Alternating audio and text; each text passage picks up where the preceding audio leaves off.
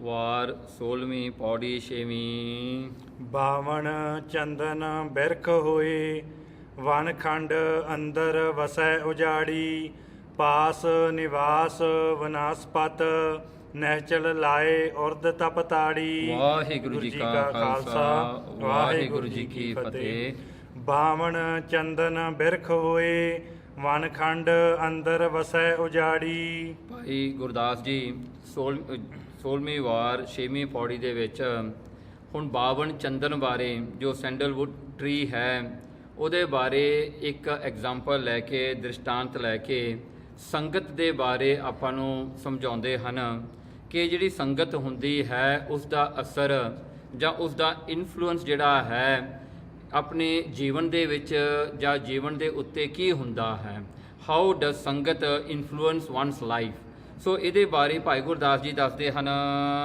ਬਾਵਨ ਚੰਦਨ ਬਿਰਖ ਹੋਏ, ਜੋ ਬਾਵਨ ਚੰਦਨ ਦਾ ਬਿਰਖ ਦਰਖਤ ਹੈ, ਵਨ ਖੰਡ ਅੰਦਰ ਵਸੈ ਉਜਾੜੀ। ਰਹਿੰਦਾ ਕਿੱਥੇ ਹੈ? ਬਾਵਨ ਚੰਦਨ ਹਮੇਸ਼ਾ ਠੰਡੇ ਥਾਂ ਤੇ ਉਗਦਾ ਹੈ। ਦੂਸਰਾ, ਬਾਵਨ ਚੰਦਨ ਜੋ ਹੈ ਵਨਸਪਤ, ਜੋ ਵੰਸ ਜਿੱਥੇ ਬਹੁਤ ਸਾਰੀ ਟਰੀਸ ਹੋਣ, ਜਿੱਥੇ ਬਹੁਤ ਸਾਰਾ ਜਿਹੜਾ ਹੈ ਵੈਜੀਟੇਸ਼ਨ ਹੋਵੇ ਜਾਂ ਜਿੱਥੇ ਬਹੁਤ ਸਾਰੇ ਦਰਖਤ ਹੋਣ, ਉੱਥੇ ਉਜਾੜਾਂ ਦੇ ਵਿੱਚ ਅਨਕਲਟੀਵੇਟਡ ਜਿਹੜੇ ਹਨ ਉਹ ਥਾਵਾਂ ਤੇ ਬਹੁਤੇ ਲੱਗਦੇ ਹਨ। ਪਾਸ ਨਿਵਾਸ ਵਨਾਸਪਤ।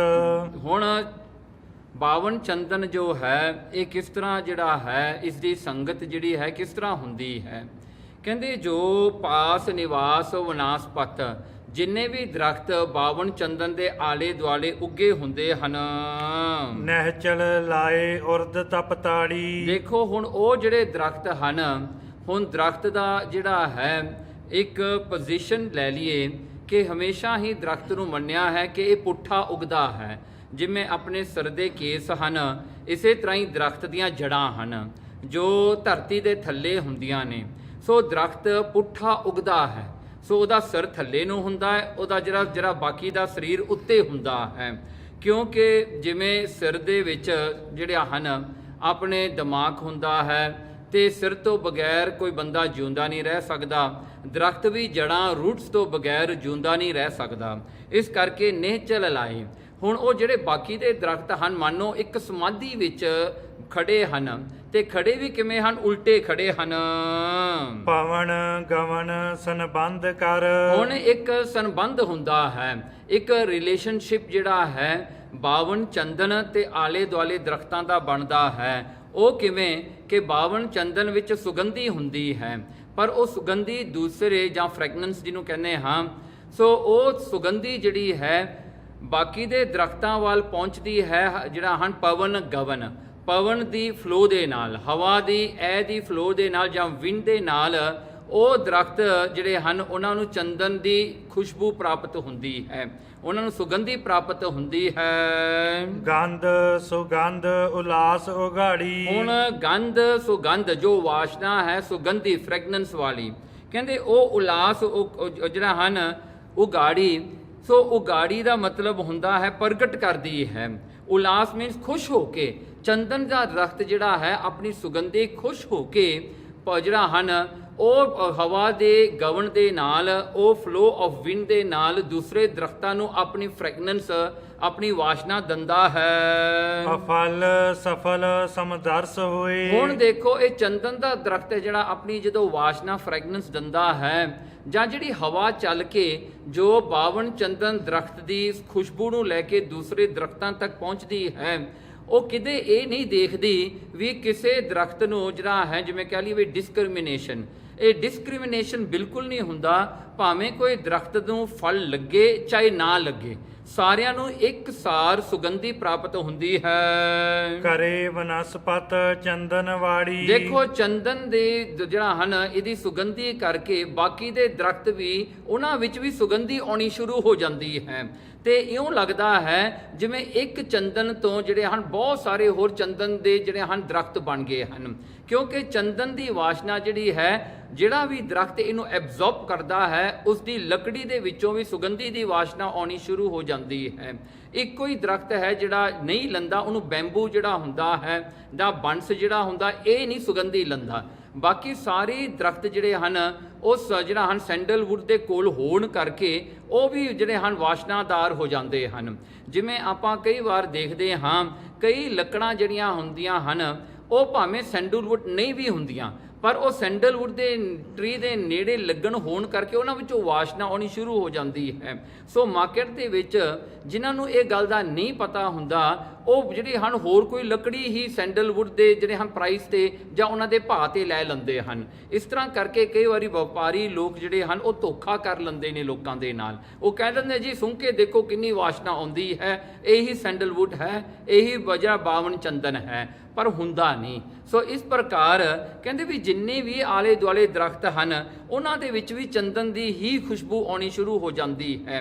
ਗੱਲ ਆਪਾਂ ਕਰ ਰਹੇ ਹਾਂ ਸੰਗਤ ਦੀ। ਸੰਗਤ ਦਾ ਅਸਰ ਦੇਖੋ, ਹੁਣ ਚੰਦਨ ਦੀ ਸੰਗਤ ਕਰਕੇ ਬਾਕੀ ਦੇ ਦਰਖਤ ਵੀ ਜਿਹੜੇ ਹਨ ਉਹਨਾਂ ਦੇ ਵਿੱਚ ਵੀ ਸੁਗੰਧੀ ਆਉਣੀ ਸ਼ੁਰੂ ਹੋ ਗਈ। ਗੁਰਮੁਖ ਸੁਖ ਫਲ ਸਾਧ ਸੰਗ। ਸੋ ਇਸੇ ਪ੍ਰਕਾਰ ਕਹਿੰਦੇ ਵੀ ਜਿਵੇਂ ਇਹ ਸੰਗਤ ਦਾ ਅਸਰ ਹੈ, ਭਾਈ ਗੁਰਦਾਸ ਨੇ ਇੱਥੋਂ ਤੱਕ ਦੱਸਿਆ ਵੀ ਸੰਗਤ ਕਿਸ ਤਰ੍ਹਾਂ ਅਸਰ ਪਾਉਂਦੀ ਹੈ। ਹੁਣ ਜਿਵੇਂ ਆਪਾਂ ਮਨੁੱਖਾਂ ਦਾ ਹਿਸਾਬ ਕਰੀਏ, ਜੇ ਕੋਈ ਸੰਗਤ ਕਰਦਾ ਹੈ ਚੰਗੇ ਬੰਦੇ ਦੀ ਤਾਂ ਉਹਨੂੰ ਗੁਣ ਪ੍ਰਾਪਤ ਹੁੰਦੇ ਨੇ। ਜੇ ਕੋਈ ਭੈੜੀ ਸੰਗਤ ਕਰਦਾ ਜਿਹਨੂੰ ਆਪਾਂ ਕੁਸੰਗਤ ਕਹਿੰਦੇ ਹਾਂ, ਉਹਦੇ ਵਿੱਚ ਉਹਨਾਂ ਨੂੰ ਜਿਹੜੇ ਔਗਣ ਮਿਲਦੇ ਹਨ, ਉਹ ਜਿਹੜੀਆਂ ਹਨ ਭੈੜੇ ਕੰਮ ਕਰਨੇ ਸਿੱਖਦੇ ਹਨ। ਗੱਲ ਤਾਂ ਸੰਗਤ ਦੀ ਹੈ। ਸੋ ਜੈਸੀ ਸੰਗਤ ਤੈਸੀ ਰੰਗਤ, ਐਸਾ ਵੀ ਜਿਹੜਾ ਹੈ ਪੰਜਾਬੀ ਦਾ ਮੁਹਾਵਰਾ ਹੈ। ਕਹਿੰਦੇ ਵੀ ਇਹ ਰੰਗਤ ਜਿਹੜੀ ਹੈ ਵੈਸਾ ਹੀ ਰੰਗ ਚੜ ਜਾਂਦਾ ਹੈ ਜੈਸੀ ਸੰਗਤ ਬਣ ਜਾਂਦੀ ਹੈ। ਇਸ ਪ੍ਰਕਾਰ ਕਰਕੇ ਕਹਿੰਦੇ ਹੁਣ ਜਿਹੜੇ ਗੁਰਮੁਖ ਹੁੰਦੇ ਹਨ ਉਹਨਾਂ ਨੂੰ ਸੁੱਖਾਂ ਦਾ ਫਲ, ਸਾਧ ਸੰਗ ਜਿਹੜੀ ਹੈ ਉਹਨਾਂ ਨੂੰ ਸੁੱਖਾਂ ਦਾ ਫਲ ਪ੍ਰਾਪਤ ਕਰਾਉਂਦੀ ਹੈ ਜੋ ਕਿ ਨਾਮ ਹੈ ਪਰਮੇਸ਼ਰ ਦਾ। ਇਸ ਦਾ ਦੂਸਰਾ ਅਰਥ ਇਹ ਬਣਦਾ ਹੈ ਕਿ ਗੁਰਮੁਖ ਸੁਖ ਫਲ ਸਾਧ ਸੰਗ। ਕਹਿੰਦੇ ਮਨੁੱਖ ਨੂੰ ਸਭ ਤੋਂ ਪਹਿਲਾਂ ਜਿਹੜਾ ਹੈ ਸੁੱਖਾਂ ਦਾ ਫਲ ਜਿਹੜਾ ਹੈ ਸਭ ਤੋਂ ਵਧੀਆ ਕਿਹੜਾ ਹੋਵੇਗਾ? ਕਹਿੰਦੇ ਗੁਰਮੁਖਾਂ ਦੀ ਸੰਗਤ ਹੈ। ਗੁਰਮੁਖਾਂ ਦੀ ਸੰਗਤ ਕਰਕੇ ਸਾਧ ਸੰਗਤ ਜਿਹੜੀ ਬਣਦੀ ਹੈ। ਪਤਤ ਪੁਨੀਤ ਕਰੈ ਦਿਹਾੜੀ। ਦੇਖੋ ਪਤਤ ਵੀ ਪੁਨੀਤ ਹੋ ਜਾਂਦੇ ਨੇ। ਪਤਤ ਜਿਹੜੇ ਲੋਕ ਪਾਪੀ ਲੋਕ ਨੇ ਜਿਨ੍ਹਾਂ ਵਿੱਚ ਔਗਣਾ ਤੋਂ ਇਲਾਵਾ ਕੁਝ ਹੁੰਦਾ ਨਹੀਂ, ਉਹ ਵੀ ਸੰਗਤ ਵਿੱਚ ਰਲ ਕੇ ਉਹ ਵੀ ਗੁਣਾ ਵਾਲੇ ਹੋ ਜਾਂਦੇ ਨੇ। ਜਿਵੇਂ ਭਾਈ ਬਿਧੀ ਚੰਦ ਜੀ ਹੋਏ, ਚੋਰ ਸੀਗੇ। ਸੋ ਉਹਨਾਂ ਨੂੰ ਕੋਈ ਸਿੱਖ ਦੀ ਸੰਗਤ ਹੋਈ, ਸਿੱਖ ਨੇ ਗੁਰੂ ਦੀ ਸੰਗਤ ਵਿੱਚ ਉਹਨਾਂ ਨੂੰ ਲੈ ਕੇ ਗਿਆ ਤੇ ਉਹ ਵੱਡੇ ਪਰਉਪਕਾਰੀ ਬਣੇ। ਉਹਨਾਂ ਨੇ ਫਿਰ ਬੜੀ ਸੇਵਾ ਕੀਤੀ ਤੇ ਜਿਹੜਾ ਹਨ ਗੁਰੂ ਹਰਗੋਬਿੰਦ ਸਾਹਿਬ ਸੱਚੇ ਪਾਤਸ਼ਾਹ ਜੀ ਨੇ ਤਾਂ ਇਹ ਵੀ ਵਰ ਦਿੱਤਾ, ਬਿਧੀ ਚੰਦ ਸੀਨਾ ਗੁਰੂ ਕਾ ਸੀਨਾ। ਸੋ ਗੁਰੂ ਕਾ ਸੀਨੇ ਦਾ ਵਰ ਵੀ ਉਹਨਾਂ ਨੂੰ ਮਿਲਿਆ। ਸੋ ਇਸ ਪ੍ਰਕਾਰ ਕਰਕੇ ਜੇ ਸੰਗਤ ਚੰਗੀ ਹੋ ਜਾਵੇ ਤਾਂ ਜਿਹੜਾ ਹਨ ਪਾਪੀ ਵੀ ਜਿਹੜੇ ਹਨ ਉਹ ਵੀ ਜਿਹੜੇ ਪਵਿੱਤਰ ਬਣ ਜਾਂਦੇ ਨੇ। ਜਿਵੇਂ ਗੁਰੂ ਨਾਨਕ ਸੱਚੇ ਪਾਤਸ਼ਾਹ ਜੀ ਦੀ ਸੰਗਤ ਕਰਕੇ ਕਈ ਜਿਹੜੇ ਹਨ ਤਰੇ ਹਨ। ਸੋ ਇਸ ਤਰ੍ਹਾਂ ਕਰਕੇ ਜਿਹੜਾ ਜਿਵੇਂ ਭਾਈ ਮੂਲਾ ਜੀ ਵੀ ਹੋਏ ਹਨ ਉਹ ਵੀ ਤਰੇ। ਸੋ ਕਿੰਨੇ ਹੀ ਐਸੇ ਜਿਹੜੀਆਂ ਸਾਖੀਆਂ ਆਉਂਦੀਆਂ ਹਨ। ਔਗਣ ਕੀਤੇ ਗੁਣ ਕਰੈ। ਦੇਖੋ ਗੁਰਮੁਖ ਜਿਹੜੇ ਹੁੰਦੇ ਨੇ ਉਹਨਾਂ ਵਿੱਚ ਸਭ ਤੋਂ ਵੱਡਾ ਗੁਣ ਕਿਹੜਾ ਹੁੰਦਾ ਹੈ? ਕਹਿੰਦੇ ਚਾਹੇ ਉਹਨਾਂ ਨਾਲ ਕੋਈ ਬੁਰਾਈ ਕਰੇ, ਉਹਨਾਂ ਦਾ ਕੋਈ ਮਾੜਾਈ ਕਰੇ, ਗੁਰਮੁਖ ਜਿਹੜੇ ਹੁੰਦੇ ਨੇ ਬੁਰੇ ਦੇ ਉੱਤੇ ਵੀ ਗੁਣ ਕਰਦੇ ਨੇ, ਉਹਨਾਂ ਦਾ ਫਿਰ ਵੀ ਭਲਾ ਕਰਦੇ ਨੇ। ਸੋ ਉਹਨਾਂ ਦੇ ਉੱਤੇ ਜਿਹੜਾ ਹੈ ਔਗਣਾ ਦੇ ਕਰਕੇ ਉਹਨਾਂ ਦਾ ਬੁਰਾ ਨਹੀਂ ਕਰਦੇ। ਕੋਈ ਬੁਰਾਈ ਵੀ ਕਰੇ ਉਸ ਦੇ ਬਦਲੇ ਵਿੱਚ ਉਹ ਗੁਣ ਪ੍ਰਦਾਨ ਕਰਦੇ ਨੇ, ਉਹ ਫਿਰ ਵੀ ਉਹਨਾਂ ਦਾ ਭਲਾ ਕਰਦੇ ਨੇ। ਸੋ ਇਸ ਪ੍ਰਕਾਰ ਕਰਕੇ ਜਿਹੜੇ ਗੁਰਮੁਖ ਹੁੰਦੇ ਹਨ ਉਹ ਜਿਹੜੇ ਹਨ ਹਮੇਸ਼ਾ ਆਪਣਾ ਗੁਣ ਪਰਪੱਕ ਰੱਖਦੇ ਹਨ। ਜਿਵੇਂ ਇੱਕ ਬਿਰਛੂ ਹੈ, ਉਹ ਸਾਖੀ ਆਪਾਂ ਬਹੁਤ ਸਾਰੀ ਵਿਚਾਰੀ ਵੀ ਹੈ, ਪਰ ਇਹ ਸਾਖੀ ਬਹੁਤ ਇੰਪੋਰਟੈਂਟ ਹੈ ਇਹ ਗੱਲ ਨੂੰ ਸਮਝਣ ਵਾਸਤੇ। ਜੋ ਇੱਕ ਸਕੋਪੀਅਨ ਡੁੱਬਦਾ ਹੈ, ਸੋ ਉਸ ਨੂੰ ਕੱਢਣ ਵਾਸਤੇ ਕੋਈ ਜਿਹੜਾ ਗੁਰਮੁਖ ਜਾਂਦਾ ਹੈ ਉਹ ਕੱਢਦਾ ਹੈ। ਕਹਿੰਦਾ ਵੀ ਇਹ ਜਿਹੜਾ ਸਕੋਪੀਅਨ ਹੈ ਇਹ ਡੁੱਬਦਾ ਜਾ ਰਿਹਾ ਹੈ ਨਦੀ ਦੇ ਵਿੱਚ, ਉਹਨੂੰ ਫੜ ਕੇ ਕੱਢਦਾ ਹੈ ਤੇ ਉਹ ਸਕੋਪੀਅਨ ਜਿਹੜਾ ਬਿਰਛੂ ਹੈ ਉਲਟਾ ਉਹਦੇ ਉੱਤੇ ਡੰਕ ਮਾਰਦਾ ਹੈ। ਉਹ ਹੱਥੋਂ ਛੁੱਟ ਜਾਂਦਾ, ਉਹ ਫੇਰ ਚੁੱਕਦਾ ਹੈ, ਦੂਜੀ ਵਾਰੀ ਫੇਰ ਡੰਕ ਮਾਰਦਾ, ਫੇਰ ਉਹ ਚੁੱਕਦਾ ਹੈ। ਤੇ ਇਸ ਤਰ੍ਹਾਂ ਕਰਕੇ ਉਹ ਜਿਹੜਾ ਸੰਤ ਸੀਗਾ ਉਹਦਾ ਕੋਈ ਚੇਲਾ ਖੜਾ ਸੀ। ਕਹਿੰਦੇ ਬਾਬਾ ਜੀ ਤੂੰ ਕਿਹੜੇ ਖਹਿੜੇ ਪੈ ਗਏ, ਇਹਨੂੰ ਤੁਸੀਂ ਬਚਾਉਂਦੇ ਹੋ ਤੇ ਇਹ ਤੁਹਾਡੇ ਡੰਕ ਮਾਰੀ ਜਾਂਦਾ ਹੈ, ਤੇ ਤੁਸੀਂ ਇਹਨੂੰ ਛੱਡੇ ਦਿਓ, ਡੁੱਬਣ ਦਿਓ ਇਹ ਜੇ ਨੂੰ। ਤੇ ਉਹ ਜਿਹੜਾ ਸੰਤ ਹੱਸ ਕੇ ਕਹਿੰਦਾ ਦੇਖ ਭਾਈ ਇਹ ਟੇਢੀ ਜੂਨ ਹੈ, ਸਕੋਪੀਅਨ ਦੀ ਜੂਨ ਵਿੱਚ ਪੈ ਕੇ ਵੀ ਆਪਣੀ ਆਦਤ ਨਹੀਂ ਛੱਡਦਾ। ਭਾਵੇਂ ਮੈਂ ਇਹਨੂੰ ਬਚਾ ਰਿਹਾ ਪਰ ਫਿਰ ਵੀ ਇਹ ਆਪਣੀ ਆਦਤ ਨਹੀਂ ਛੱਡ ਰਿਹਾ। ਕਹਿੰਦਾ ਫਿਰ ਮੈਂ ਆਪਣੀ ਆਦਤ ਕਿਵੇਂ ਛੱਡ ਦੇਵਾਂ? ਹੁਣ ਮੈਂ ਤਾਂ ਵੀ ਆਪਣੀ ਆਦਤ ਨਾ ਛੱਡਣੀ, ਮੇਰੀ ਆਦਤ ਆ ਬਚਾਉਣ ਵਾਲੀ, ਮੇਰਾ ਜਿਹੜਾ ਹੈ ਸੁਭਾਅ ਹੈ, ਮੈਂ ਇਹਨੂੰ, ਮੇਰਾ ਗੁਣ ਹੈ, ਮੈਂ ਇਹਨੂੰ ਬਚਾਉਣਾ ਹੈ। ਇਹ ਤਾਂ ਟੇਢੀ ਗੁਣ ਜਿਹੜਾ ਟੇਢੀ ਜੂਨ ਵਿੱਚ ਨਹੀਂ ਇਹ ਛੱਡ ਰਿਹਾ, ਮੈਂ ਆਪਣੇ ਜਿਹੜਾ ਹਨ ਇਹ ਗੁਣ ਮੈਂ ਆਪਣੇ ਕਿਉਂ ਛੱਡ ਦੇਵਾਂ। ਸੋ ਇਸ ਤਰ੍ਹਾਂ ਕਰਕੇ ਜਿਹੜਾ ਦੇਖੋ ਇਹ ਸੋਚਣ ਦੀ ਬਿਰਤੀ ਹੈ, ਕਿਉਂਕਿ ਜੇ ਅਗਰ ਆਪਾਂ ਔਗਣ ਕਰਾਂਗੇ ਤਾਂ ਆਪਾਂ ਵੀ ਨਰਕਾਂ ਨੂੰ ਜਾਵਾਂਗੇ। ਜੇ ਆਪਣਾ ਕਿਸੇ ਨੇ ਬੁਰਾ ਕਰ ਦਿੱਤਾ, ਚਲੋ ਉਹਨੇ ਬੁਰਾ ਕਰ ਦਿੱਤਾ, ਜੇ ਆਪਾਂ ਵਾਪਸ ਉਸ ਦਾ ਬੁਰਾ ਕਰੀਏ ਤਾਂ ਆਪਾਂ ਆਪਣਾ ਕੈਰੈਕਟਰ ਖਰਾਬ ਕਰ ਰਹੇ ਹਾਂ, ਆਪਾਂ ਆਪਣਾ ਸੁਭਾਅ ਖਰਾਬ ਕਰ ਰਹੇ ਹਾਂ, ਆਪਾਂ ਆਪਣਾ ਮਨ ਖਰਾਬ ਕਰ ਰਹੇ ਹਾਂ। ਉਹਦੇ ਵਿੱਚ ਆਪਾਂ ਨੂੰ ਮਿਲਣਾ ਕੀ ਹੈ? ਬੁਰਾਈ ਮਿਲਣੀ ਹੈ, ਕਿ ਬੁਰਾਈ ਦਾ ਫਲ ਹਮੇਸ਼ਾ ਬੁਰਾ ਹੀ ਹੁੰਦਾ ਹੈ। ਹੁਣ ਦੇਖੋ, ਜੇ ਅਗਰ ਦੋ ਬੰਦੇ ਲੜਦੇ ਹਨ, ਇੱਕ ਬੰਦੇ ਨੇ ਲੜਾਈ ਛੇੜੀ ਤੇ ਉਹ ਦੂਸਰਾ ਬੰਦਾ ਜਿਹੜਾ ਹੈ ਉਹਨੂੰ ਗੁੱਸਾ ਚੜਾਇਆ ਤੇ ਉਹਨੇ ਗੁੱਸਾ ਚੜ ਕੇ ਉਹ ਵਾਪਸ ਲੜਿਆ। ਸੇ ਜੇ ਪਹਿਲਾ ਬੰਦਾ ਉਹਦੇ ਹੱਥੋਂ ਮਰ ਜਾਵੇ ਤਾਂ ਦੂਜੇ ਬੰਦੇ ਨੂੰ ਤਾਂ ਫਾਂਸੀ ਉਹ ਮਿਲਣੀ ਆ ਨਾ। ਕਿਹਨੇ ਪੁੱਛਣਾ ਵੀ ਕਿਹਨੇ ਛੇੜਿਆ ਸੀ ਪਹਿਲਾਂ, ਕਿਹਨੇ ਲੜਾਈ ਕੀਤੀ ਹੈ? ਉਹ ਤਾਂ ਨਹੀਂ ਨਾ ਕੋਈ ਪੁੱਛਦਾ। ਜਿਹੜਾ ਮਰ ਗਿਆ ਸੋ ਮਰ ਗਿਆ, ਜਿਹੜਾ ਜਿਉਂਦਾ ਫਿਰ ਉਹਨੂੰ ਤਾਂ ਫਿਰ ਕਾਨੂੰਨ ਘੇਰ ਲੈਂਦਾ ਹੈ। ਹੁਣ ਇਸੇ ਤਰ੍ਹਾਂ ਹੀ ਹੈ, ਮਰ ਕੇ ਵੀ ਆਪਣਾ ਇਹੀ ਹਾਲ ਹੈ। ਆਪਾਂ ਤਾਂ ਆਪਣੇ ਜਿਹੜੇ ਹਨ ਕਰਮਾਂ ਦਾ ਫਲ ਦੇਣਾ, ਦੂਜੇ ਨੇ ਆਪਣਾ ਦੇਣਾ ਹੈ। ਸੋ ਜੇ ਆਪਾਂ ਜੇ ਬੁਰੇ ਦਾ ਬੁਰਾ ਕਰਾਂਗੇ ਤਾਂ ਫਿਰ ਆਪਣਾ ਵੀ ਜਿਹੜਾ ਹੈ ਹਿਸਾਬ ਕਿਤਾਬ ਤਾਂ ਮਾੜਾ ਹੀ ਨਿਕਲਣਾ ਹੈ, ਉੱਥੇ ਸਜ਼ਾ ਤਾਂ ਆਪਾਂ ਨੂੰ ਵੀ ਮਿਲਣੀ ਹੈ। ਇਸ ਕਰਕੇ ਗੁਰਮੁਖ ਜਿਹੜੇ ਹੁੰਦੇ ਨੇ ਉਹ ਸਿਆਣੇ ਹੁੰਦੇ ਹਨ। ਕੱਚ ਪਕਾਈ ਉੱਪਰ ਵਾੜੀ। ਦੇਖੋ ਕਹਿੰਦੇ ਇਹ ਕੱਚੀ ਬੁੱਧੀ ਵਾਲੇ ਜਿਹੜੇ ਹੁੰਦੇ ਨੇ, ਇਹ ਸੰਤਾਂ ਦੀ ਸੰਗਤ, ਸਾਧ ਸੰਗਤ ਦੀ ਜਿਹੜਾ ਹਨ ਸੰਗਤ ਵਿੱਚ ਰਲ ਕੇ ਇਹ ਵੀ ਪੱਕੇ ਹੋ ਜਾਂਦੇ ਨੇ। ਹੁਣ ਜਿਵੇਂ ਜਿਹੜਾ ਹਨ ਖੇਤੀ ਜਿਹੜੀ ਕੱਚੀ ਹੋਵੇ ਉਹ ਹਮੇਸ਼ਾ ਸਿੱਧੀ ਖੜੀ ਰਹਿੰਦੀ ਹੈ, ਪਰ ਜਿਹੜੀ ਪੱਕ ਜਾਂਦੀ ਆ ਉਹ ਟੇਢੀ ਹੋ ਜਾਂਦੀ ਹੈ, ਉਹ ਧਰਤੀ ਵੱਲ ਨਿਵਾਣ ਉਹ ਕਰ ਲੈਂਦੀ ਹੈ। ਸੋ ਉੱਥੋਂ ਪਤਾ ਲੱਗ ਜਾਂਦਾ ਵੀ ਖੇਤੀ ਜੀ ਪੱਕੀ ਹੋ ਗਈ। ਜਿਹੜੀ ਕੱਚੀ ਹੈ ਉਹ ਸਿੱਧੀ ਖੜੀ ਰਹਿੰਦੀ ਹੈ। ਇਸੇ ਪ੍ਰਕਾਰ ਕਰਕੇ ਜਿਨ੍ਹਾਂ ਦੀ ਬੁੱਧੀ ਜਿਹੜੀ ਹੈ, ਜਿਨ੍ਹਾਂ ਨੇ ਗੁਰਮੁਖਤਾਈ ਨੂੰ ਧਾਰਨ ਕੀਤਾ, ਗੁਣ ਧਾਰਨ ਕੀਤੇ, ਉਹ ਹਮੇਸ਼ਾ ਨਿਮਰਤਾ ਵਿੱਚ ਚਲੇ ਜਾਂਦੇ ਨੇ। ਜਿਨ੍ਹਾਂ ਵਿੱਚ ਗੁਣ ਨਹੀਂ ਹੁੰਦੇ ਉਹ ਹੰਕਾਰ ਵਿੱਚ ਖੜੇ ਰਹਿੰਦੇ ਨੇ। ਸੋ ਇੱਥੇ ਭਾਈ ਗੁਰਦਾਸ ਜੀ ਕਹਿੰਦੇ ਕੱਚ ਪਕਾਈ ਉੱਪਰ ਵਾੜੀ। ਸੋ ਇਹ ਵਾੜੀ ਜਿਹੜੀ ਹੈ, ਕਿਉਂਕਿ ਆਪਾਂ ਆਪਣੇ ਮਨ ਦੇ ਅੰਦਰ ਜਿਹੜੇ ਤੁੱਟ ਸਨ ਇਹ ਬੀਜ ਹਨ। ਆਪਾਂ ਆਪਣੇ ਮਨ ਦੇ ਵਿੱਚ ਜੈਸੇ ਹੀ ਬੀਜ ਬੀਜਾਂਗੇ ਤੈਸਾ ਹੀ ਉਸ ਦਾ ਦਰਖਤ ਬਣਨਾ ਹੈ, ਤੈਸਾ ਹੀ ਉਹਨਾਂ ਨੇ ਫਲਣਾ ਹੈ, ਤੈਸਾ ਹੀ ਆਪਾਂ ਨੂੰ ਕੱਟਣਾ ਵੱਢਣਾ ਪੈ ਜਾਣਾ ਹੈ। ਉਸੇ ਆਪਾਂ ਨੂੰ ਜਿਹੜੇ ਹਨ ਆਪਾਂ ਨੂੰ ਉਹੀ ਭੋਗਣਾ ਪੈ ਜਾਂਦਾ ਹੈ। ਸੋ ਇੱਥੇ ਭਾਈ ਗੁਰਦਾਸ ਜੀ ਕਹਿੰਦੇ ਦੇਖੋ ਨਾ, ਆਪਣੀ ਜ਼ਿੰਦਗੀ ਨੂੰ ਤੁਸੀਂ ਖਰਾਬ ਨਾ ਕਰੋ ਕਿਸੇ ਦੇ ਔਗਣਾ ਕਰਕੇ। ਕਿਸੇ ਦੇ ਔਗਣ ਉਹਦੇ ਗੁਣ ਨੇ, ਉਹਦੇ ਔਗਣ ਨੇ, ਪਰ ਤੁਸੀਂ ਤਾਂ ਗੁਣ ਕਰੋ ਨਾ। ਹੁਣ ਔਗਣ ਆਰੇ ਨੂੰ ਕਿਵੇਂ ਪਤਾ ਲੱਗੇਗਾ ਵੀ ਗੁਣ ਵੀ ਕੀ ਚੀਜ਼ ਹੁੰਦਾ ਹੈ? ਜੇ ਜਿਹੜਾ ਸੋਟੀ ਦੀ ਮਾਰ ਨਾਲ ਤੁਸੀਂ ਸੋਟੀ ਦੀ ਮਾਰ ਕਰੋਗੇ ਤਾਂ ਉਹ ਤਾਂ ਲੜਾਈ ਪੈਗੀ, ਫਿਰ ਇਹ ਜਿਹੜਾ ਹੈ ਗੱਲ ਨਹੀਂ ਬਣਦੀ। ਸੋ ਭਾਈ ਗੁਰਦਾਸ ਜੀ ਕਹਿੰਦੇ ਗੁਰਮੁਖ ਦੀ ਸੋਚਣੀ ਕੁਝ ਵੱਖਰੀ ਹੈ। ਨੀਰ ਨਾ ਡੋਬੈ ਅੱਗ ਨਾ ਸਾੜੀ। ਦੇਖੋ ਗੁਣ ਜਿਹੜੇ ਹਨ ਗੁਰਮੁਖ ਦੇ, ਉਹਨਾਂ ਨੂੰ ਜਿਹੜੀ ਮਾਇਆ ਹੈ, ਮਾਇਆ ਰੂਪੀ ਸੰਸਾਰ ਸਾਗਰ ਉਹਨਾਂ ਨੂੰ ਡੋਬਦਾ ਨਹੀਂ ਤੇ ਤ੍ਰਿਸ਼ਨਾ ਦੀ ਅੱਗ ਉਹਨਾਂ ਨੂੰ ਸਾੜਦੀ ਨਹੀਂ। ਸੋ ਇਸ ਪ੍ਰਕਾਰ ਜੈਲਸੀ ਦੀ ਅੱਗ ਉਹਨਾਂ ਨੂੰ ਸਾੜਦੀ ਨਹੀਂ ਦੇ ਮਾਇਆ ਉਹਨਾਂ ਨੂੰ ਡੋਬਦਾ ਨਹੀਂ ਆਪਣੇ ਵਿੱਚ। ਇਹ ਦੋ ਚੀਜ਼ਾਂ ਆਪਣੇ ਨਾਲ ਹਮੇਸ਼ਾ ਹੁੰਦੀਆਂ ਹਨ। ਆਪਾਂ ਡੁੱਬਦੇ ਹਾਂ ਜਾਂ ਆਪਾਂ ਸੜਦੇ ਹਾਂ। ਸੋ ਡੁੱਬਦੇ ਆਪਾਂ ਮਾਇਆ ਵਿੱਚ ਹਾਂ ਤੇ ਸੜਦੇ ਹਾਂ ਆਪਾਂ ਆਪਣੇ ਹੀ ਜੈਲਸੀ, ਆਪਣੀ ਐਨਵੀ, ਆਪਣੀ ਹੀ ਵੈਰ ਭਾਵਨਾ ਦੇ ਨਾਲ ਆਪਾਂ ਸੜਦੇ ਹਾਂ। ਸੋ ਇਸ ਪ੍ਰਕਾਰ ਜੀਵਨ ਜਿਹੜਾ ਹੈ ਕੈਸਾ ਹੋਣਾ ਚਾਹੀਦਾ ਗੁਰਮੁਖ ਦਾ?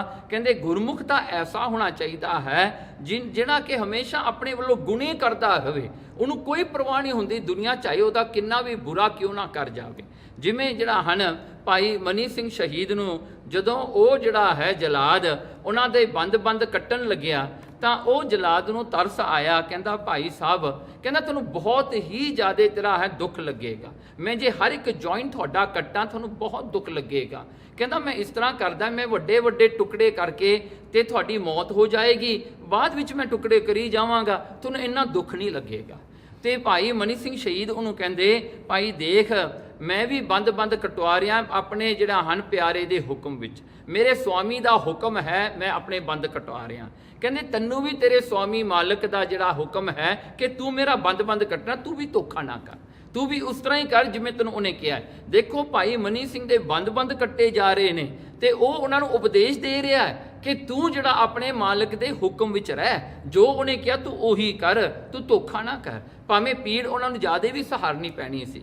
ਦੇਖੋ ਹੁਣ ਇਹ ਗੱਲ ਜਿਹੜੀ ਹੈ ਇਹ ਗੁਰਮੁਖ ਦੀ ਸੋਚਣੀ ਹੈ, ਗੁਰਮੁਖ ਇਸ ਤਰ੍ਹਾਂ ਸੋਚਦੇ ਹਨ। ਸੋ ਇਹ ਜਿਹੜੀ ਹਨ ਦੇਖੋ ਬਿਲਕੁਲ ਹੀ ਦੁਨੀਆ ਦੀ ਸੋਚਣੀ ਤੋਂ ਅਲੱਗ ਹੈ। ਦੁਨੀਆ ਜਿਹੜੀ ਐਸਾ ਨਹੀਂ ਸੋਚਦੀ। ਇਸ ਕਰਕੇ ਹੀ ਕਈ ਵਾਰੀ ਆਪਾਂ ਜੋ ਹਿਸਟਰੀ ਪੜ੍ਹਦੇ ਹਾਂ ਸਿੱਖਾਂ ਦੀ। ਆਪਾਂ ਕਹਿੰਦੇ ਜੀ ਸਿੱਖ ਤਾਂ ਇੰਨੇ ਤਕੜੇ ਸੀਗੇ, ਪਰ ਜਦੋਂ ਉਹ ਜਿਹੜੇ ਹਨ ਮੁਗਲ ਉਹਨਾਂ ਨੂੰ ਘੇਰ ਕੇ ਬੰਦੀਖਾਨੇ 'ਚ ਬੰਦ ਕਰਕੇ ਸ਼ਹੀਦ ਕਰਦੇ, ਉਦੋਂ ਕਿਉਂ ਨਾ ਲੜੇ? ਦੇਖੋ ਨਾ, ਸਿੱਖਾਂ ਦੇ ਵਿੱਚ ਕਿੰਨੀ ਭਾਵਨਾ, ਆਪਣਾ ਪਿਆਰ ਹੈ ਉਹਨਾਂ ਨੂੰ ਪਰਮੇਸ਼ਰ ਦੇ ਨਾਲ। ਜੇ ਉਹ ਭੱਜ ਜਾਂਦੇ ਤਾਂ ਜੇਲਰ ਨੂੰ ਜਿਹੜਾ ਹੈ ਉਹਨਾਂ ਨੂੰ ਤੰਗ ਕਰ ਦੇਣਾ ਸੀ। ਜਿਵੇਂ ਗੁਰੂ ਤੇਗ ਬਹਾਦਰ ਸਾਹਿਬ ਸੱਚੇ ਪਾਤਸ਼ਾਹ ਜੋ ਦਿੱਲੀ ਵਿੱਚ ਸਨ, ਕਈ ਸਿੱਖਾਂ ਨੇ ਸਤਿਗੁਰੂ ਨੂੰ ਯਾਦ ਕਰਨਾ ਕਿ ਪਾਤਸ਼ਾਹ ਜੀ ਸਾਡੇ ਕੋਲ ਆ ਕੇ ਲੰਗਰ ਛਕੋ, ਸਾਡੇ ਘਰ 'ਚ ਚਰਨ ਪਾਓ। ਮਹਾਰਾਜ ਜੀ ਜੇਲ੍ਹ ਵਿੱਚ ਬੈਠੇ ਨੇ ਤੇ ਮਹਾਰਾਜ ਉੱਥੋਂ ਜੇਲ੍ਹ ਵਿੱਚ ਬੈਠਿਆਂ ਹੀ ਬੈਠਿਆਂ ਮਹਾਰਾਜ ਅਲੋਪ ਹੋ ਜਾਂਦੇ ਸਨ, ਸਿੱਖਾਂ ਦੇ ਘਰ ਚਲੇ ਜਾਂਦੇ ਸਨ ਉਹਨਾਂ ਦੀਆਂ ਭਾਵਨਾ ਪੂਰੀਆਂ ਕਰਨ ਵਾਸਤੇ। ਸੋ ਐਸਾ ਕਰਦੇ ਰਹੇ ਤੇ ਜੇਲਰਾਂ ਨੂੰ ਇੱਕ ਦਿਨ ਇਹ ਗੱਲ ਦਾ ਪਤਾ ਲੱਗ ਗਿਆ ਵੀ ਕੁਝ ਕੁ ਸਮਾਂ ਅਸੀਂ ਆਉਂਦੇ ਹਾਂ, ਗੁਰੂ ਤੇਗ ਬਹਾਦਰ ਸਾਹਿਬ ਨਹੀਂ ਹੁੰਦੇ, ਫੇਰ ਹੁੰਦੇ ਨੇ। ਕਹਿੰਦੇ ਇਹ ਕੀ ਗੱਲ ਹੈ? ਇੱਕ ਦਿਨ ਜੇਲਰ ਨੇ ਆ ਕੇ ਗੁਰੂ ਤੇਗ ਬਹਾਦਰ ਸਾਹਿਬ ਜੀ ਨੂੰ ਕਿਹਾ, ਪਾਤਸ਼ਾਹ ਜੀ ਮੇਰਾ ਕੰਮ ਚਲਿਆ ਜਾਏਗਾ, ਜੇ ਮੇਰਾ ਵੱਡਾ ਆ ਗਿਆ ਦੇਖਿਆ ਤੁਸੀਂ ਇੱਥੇ ਨਹੀਂ ਹੈਗੇ ਤਾਂ ਮੈਨੂੰ ਕੰਮ ਤੋਂ ਕੱਢ ਦੇਗਾ। ਤਾਂ ਗੁਰੂ ਤੇਗ ਬਹਾਦਰ ਸਾਹਿਬ ਸੱਚੇ ਪਾਤਸ਼ਾਹ ਜੀ ਨੇ ਉਹਨੂੰ ਕਿਹਾ, ਕਹਿੰਦੇ ਭਾਈ ਤੇਰਾ ਕੰਮ ਨਹੀਂ ਅਸੀਂ ਜਾਣ ਦਿੰਦੇ, ਚਲੋ ਅੱਜ ਤੋਂ ਅਸੀਂ ਨਹੀਂ ਜਾਂਦੇ, ਅਸੀਂ ਬੈਠਿਆ ਕਰਾਂਗੇ। ਦੇਖੋ ਐਸਾ ਜਿਹੜਾ ਹੈ ਗੁਰੂ ਦੀ ਭਾਵਨਾ ਹੈ। ਗੁਰੂ ਕਿਵੇਂ ਜਿਹੜਾ ਹਨ ਬੁਰਾਈ ਦਾ ਵੀ ਭਲਾ ਕਰਦਾ ਹੈ। ਔਗਣ ਕੀਤੇ ਗੁਣ ਕਰੈ, ਕੱਚ ਪਕਾਈ ਉੱਪਰ ਵਾੜੀ, ਨੀਰ ਨਾ ਡੋਬੈ ਅੱਗ ਨਾ ਸਾੜੀ। ਵਾਹਿਗੁਰੂ ਜੀ ਕਾ ਖਾਲਸਾ, ਵਾਹਿਗੁਰੂ ਜੀ ਕੀ ਫਤਿਹ।